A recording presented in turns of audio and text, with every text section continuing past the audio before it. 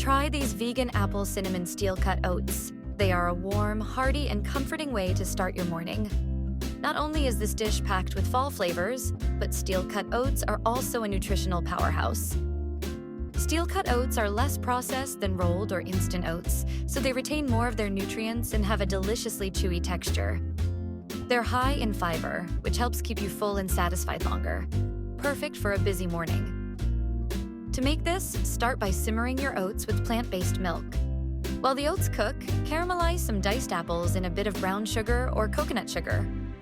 Once your oats are halfway done, add in some grated apples, spices, maple syrup, and vanilla extract. Continue to cook for the remaining time until you get a pot of creamy, delicious oats. Spoon them into bowls and top with the delicious caramelized apples, and finish with a sprinkle of chopped nuts for crunch. And there you have it, creamy, flavorful, and totally satisfying. Not only does this bowl taste amazing, but steel-cut oats are packed with nutrients like iron, protein, and complex carbs. They keep you fueled for hours. It's a perfect balance of flavor and nutrition, all in one cozy bowl. Visit nutsandtwigs.com for more.